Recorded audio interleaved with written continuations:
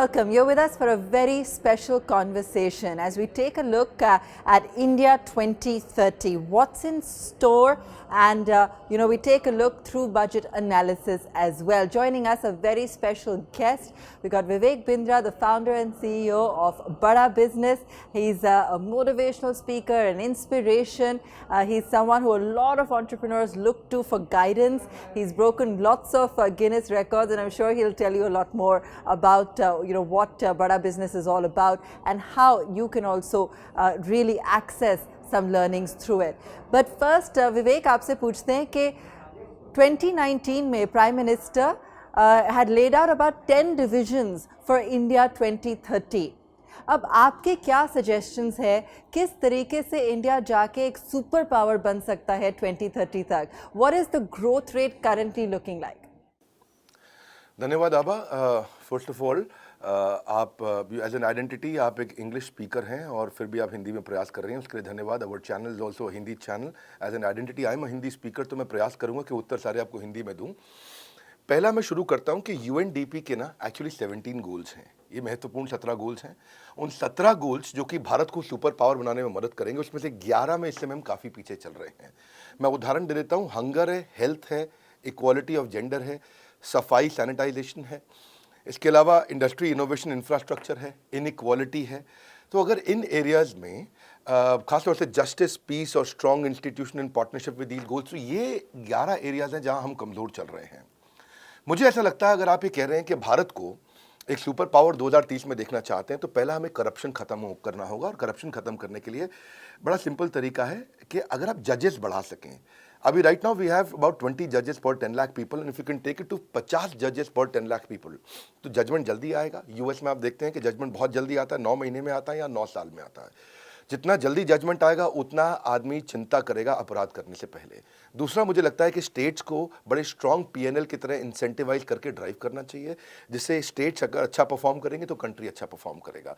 तीसरा, मुझे लगता है कि जिस देश का शिक्षक यानी कि एजुकेशन सिस्टम व्यवस्था कमज़ोर रहेगी, वहाँ दिक्कत रहेगी।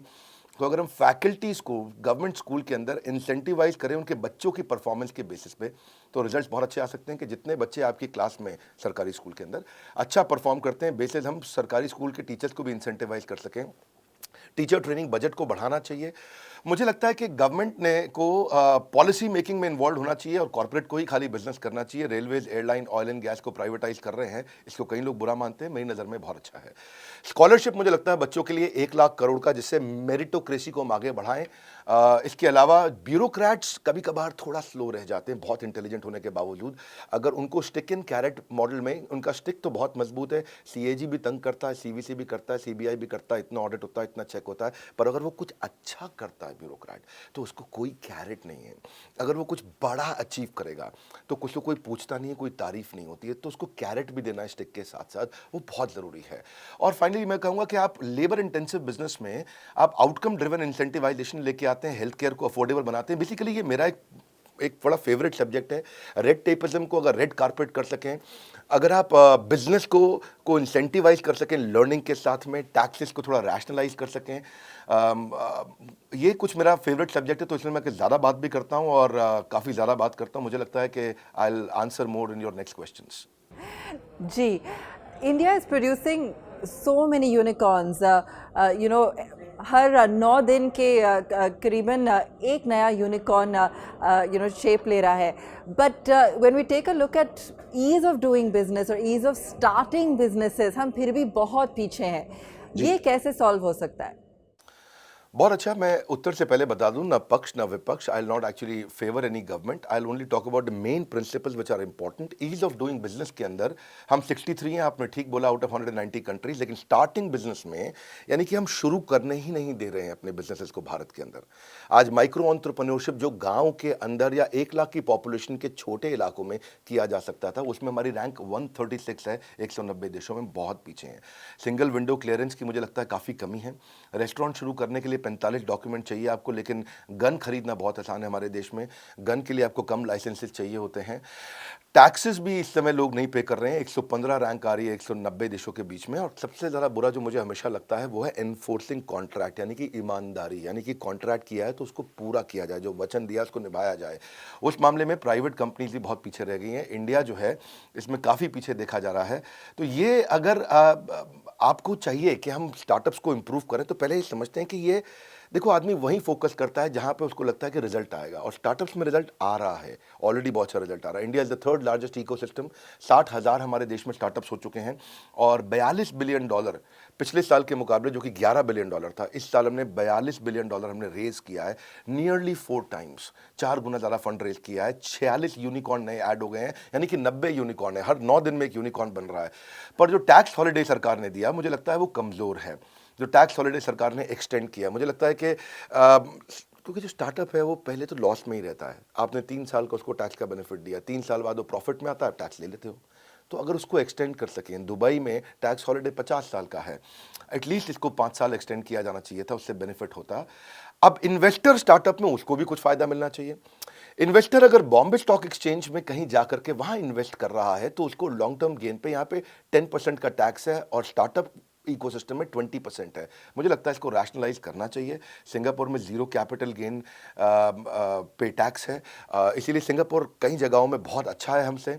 मुझे ऐसा लगता है इससे ज़्यादा इन्वेस्टर्स हम ला सकेंगे। इंक्यूबेटर एक्सेलरेटर, इसके लिए दिल्ली सरकार ने अभी कुछ काम करना शुरू किया, भारत सरकार ने किया, पर बहुत ज़रूरत है। 2400 एक्सेलरेटर्स इस समय चाइना के पास है, इंक्यूबेटर हैं, 1500 अमेरिका के पास है, भारत के पास केवल 300 है। तो यंग पॉपुलेशन है, इसके लिए काम करना चाहिए। हमारे को ज़्यादा इकोसिस्टम को मजबूत करना चाहिए, जिससे ये बेनिफिट मिल सकता है। और हमने भी इस पे काफ़ी काम किया है। अब if you allow and if I may I can add what we have done. हमने बड़ा बिजनेस का कम्युनिटी बना दिया है।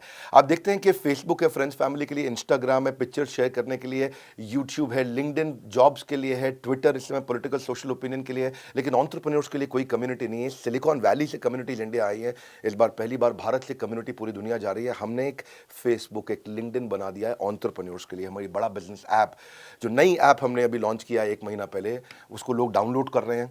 और मैं अपने व्यूअर्स को भी कहूँगा, आप ऐप डाउनलोड करिए। हमने एक ऐसा कम्युनिटी बनाया जहाँ businessman, entrepreneur, investor, startup, professors जो मैनेजमेंट के हैं, content creator, MSME, SME, solopreneur, entrepreneur, subject matter expert, यही लोग मिलते हैं।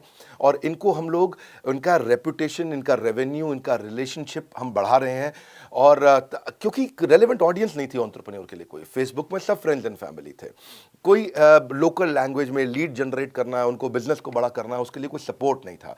तो हमने ऐसा एक कम्युनिटी बनाया और यहाँ पे मुझे लगता है कि लोगों के 1 लाख फॉलोअर पहले 100 दिन में बन जाते हैं।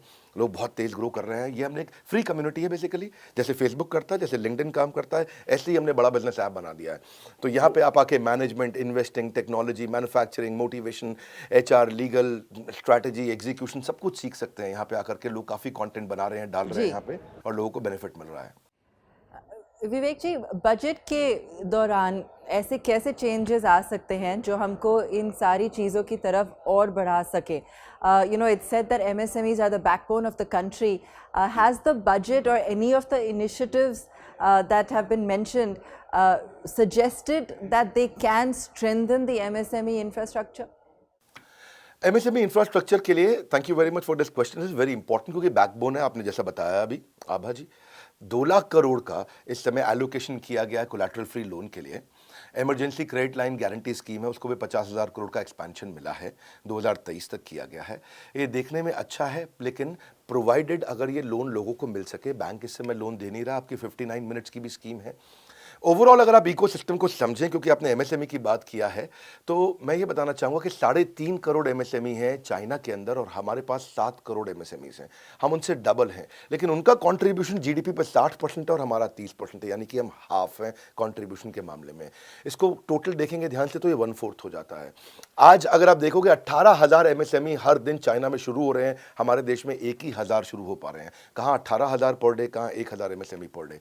तो इकोसिस्टम में बहुत डिफरेंस है। मुझे मुझे लगता है कि रजिस्ट्रेशन बढ़ाना चाहिए। 13 करोड़ हैं, 13 करोड़ में से 6.5 करोड़ रजिस्टर्ड हैं, बाकी रजिस्टर्ड नहीं, कच्चे में बिजनेस कर रहे हैं। साधारण भाषा में बोलूँ मैं, इनफॉर्मल मार्केट जिसको हम कहते हैं अंग्रेजी में। और इनफॉर्मल मार्केट में उस बेचारे को लोन भी जो है 24% 36% पे मिलता है। अगर सरकार रजिस्ट्रेशन कराए तो 7% 9% पे उसको लोन मिल जाएगा। गवर्नमेंट को जीएसटी भी मिलता है, टैक्सेस मिलते हैं। गवर्नमेंट कितना ग्रो करता है। मुझे लगता है स्कूल, खाली पड़ी बिल्डिंग्स को इस्तेमाल करना चाहिए local hub and spoke model में। एमएसएमई की अगर आप बात करते हैं तो मुझे लगता है कि कैपेसिटी डेवलपमेंट पे अगर एंटरप्रेन्योर्स के साथ काम करें और कंपलसरी कर दें एक एमएसएमई की एजुकेशन को और उसको पीएलआई दे दें उसके लिए। जैसे सर्व शिक्षा अभियान है, उसमें मिड डे मील एक इंसेंटिव है कि गरीब बच्चा आता है उसको मिड डे मील फ्री खाना मिलता है, वो पढ़ता है नगर निगम बाल माध्यमिक विद्यालय। ऐसे ही अगर एमएसएमई को भी अगर आपने एजुकेशन को इंसेंटिव कर दिया, वहां पे इंसेंटिवाइजेशन कर दिया, वो सीख गया तो वो टैक्स भी देगा, डिफॉल्ट भी नहीं करेगा, लोन सारे चुकाए जाएंगे और गवर्नमेंट के लिए ग्रोथ है। तीसरा, मैं इसमें 5 सुझाव दूंगा आपको। तीसरा सुझाव जो मुझे लगता है कि जो मैंने बताया डिस्प्यूट रेजोल्यूशन, यहाँ पे बहुत सारे केसेस हो जाते हैं, लोग पैसा नहीं चुकाते हैं, लौटाते हैं। इसमें तो हम Pakistan, Nepal, Iraq, Zambia, Vietnam, Mexico, इनसे भी पीछे चल रहे हैं, 163वीं रैंक पे हैं। उसके लिए ऐसे एमएसएमई रिकवरी नहीं कर पा रहे। एमएसएमई समाधान योजना देश में हमारी सरकार ने लागू तो किया है, पर वो लगभग फेलियर के नज़दीक मैं उसको मानता हूँ। 1 लाख केस आता है तो उसमें 10,000 सेटल होता है, 90,000 सेटल नहीं हो पाता है, 30,000 तो रिव्यू में रह जाता है। तो किसी प्रकार से अगर हम लोग ऐसा कर सकें कि कुछ कॉरपोरेट लॉ के अराउंड हम लोग और काम कर सकें और नंबर ऑफ जजेस अगर हम और बढ़ा सकें इस एरिया में, और वो किस चीज़ के लिए, मुझे लगता है कि ऑल्टरनेट डिस्प्यूट रेजोल्यूशन मैकेनिज्म आ जाए हमारे लीगल सिस्टम में तो काफ़ी बेनिफिट मिल जाएगा। और एक क्लस्टर डेवलपमेंट पे अगर आप ध्यान दें, क्लस्टर डेवलपमेंट पे इस साल काम भी हुआ है, बात भी किया गया है। क्योंकि देखिए cluster one station one product जो इस बार निर्मला सीतारमण जी ने लॉन्च किया, मुझे उसके लिए काफ़ी खुशी है। मेरी एक्सपेक्टेशन भी इसमें कुछ पूरी हुई है। चाइना में 100 से ज़्यादा ऐसे स्पेसिफिक जोन है, फर्नीचर का शहर, कपड़ों का शहर, मोबाइल का शहर, बिजली का शहर, टॉयज़ का शहर, टाइल्स का शहर। भारत में इसकी बहुत ज़रूरत है और अगर ये हो जाए, एक ही जगह पर बिजनेस होगा तो लॉजिस्टिक्स का खर्चा बचेगा, फॉरेन करेंसी आएगा, बाहर से विदेश। Yes, it'll lead to lots of benefits. आप स्टार्टअप गुरु का अवतार भी लेते हैं spot funding show horses table पे।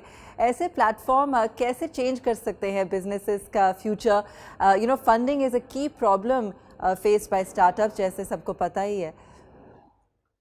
हाँ, हमने एक हॉर्सेस टेबल एक प्रोग्राम लॉन्च किया है और वो हमारे चैनल पे और जीएनटी पे आता है, हॉर्सेस टेबल। उसके हमने 23 एपिसोड डाले हैं, आखिरी एपिसोड अभी खत्म हुआ है।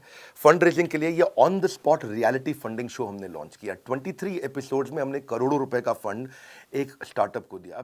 I think that's a deal. That sounds Ipsy, great. Are you okay with 80 crores? ठीक है, we'll go ahead with that. 6 और 7 करोड़ की इन्वेस्टमेंट के साथ ये बन गई है इंडिया की सबसे बड़ी स्पॉट फंडिंग इन्वेस्टमेंट।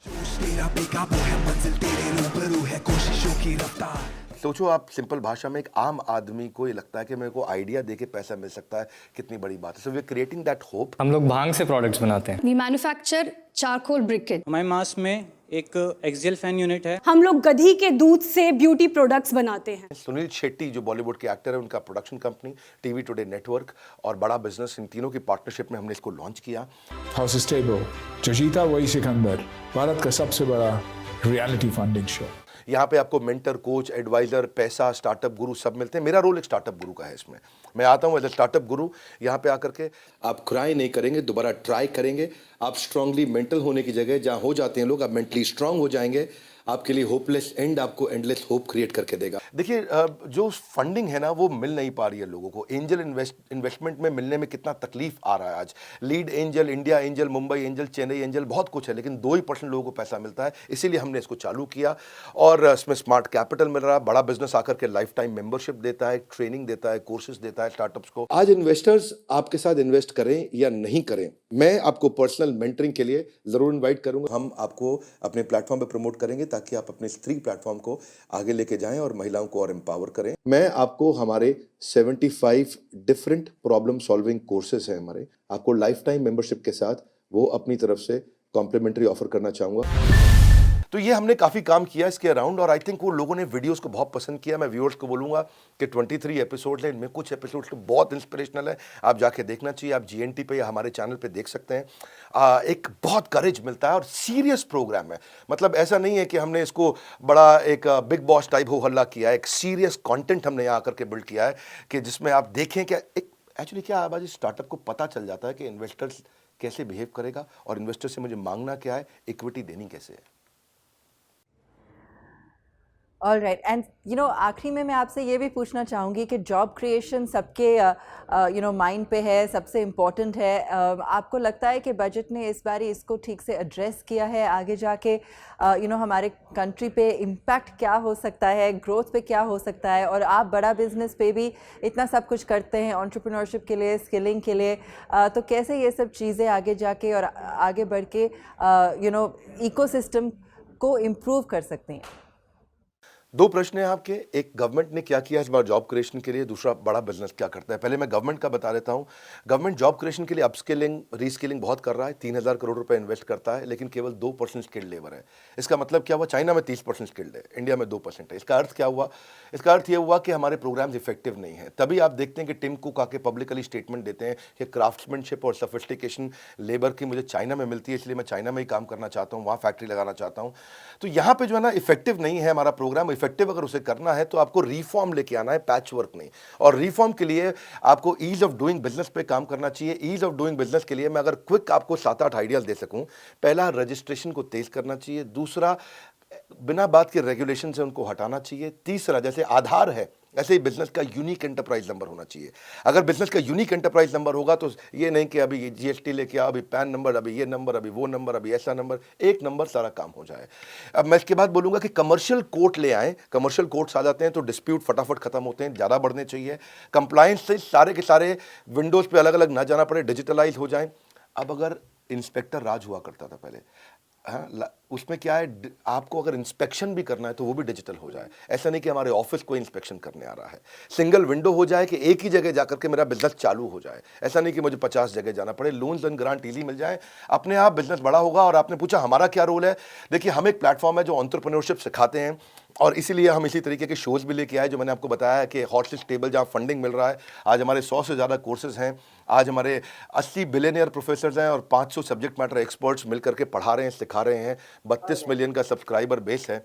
सो आज 125 ऑफिस में, लगभग हर शहर में ऑफिस है, छोटे शहर में भी, टियर 2 में, टियर 3 में, टियर 4 में, जिस भी शहर का आप नाम जानते हैं, लगभग हमारा वहाँ ऑफिस है आज। और 9 वर्ल्ड रिकॉर्ड्स हमने भी बनाए, जहाँ पे हज़ारों लाखों करोड़ों लोग आकर के इसका पूरा लाभ उठाते हैं। तो बड़ा बिजनेस अपना काम कर रहा है, लेकिन सरकार से हम और पुश करना चाहेंगे कि इस पर काम किया जाना चाहिए और इसको और बड़ा करना चाहिए। धन्यवाद। Thank you so much, Vivek ji. Thank you so much. Great chatting with you today. Thank you Abha, बहुत बहुत धन्यवाद। Thank you very much.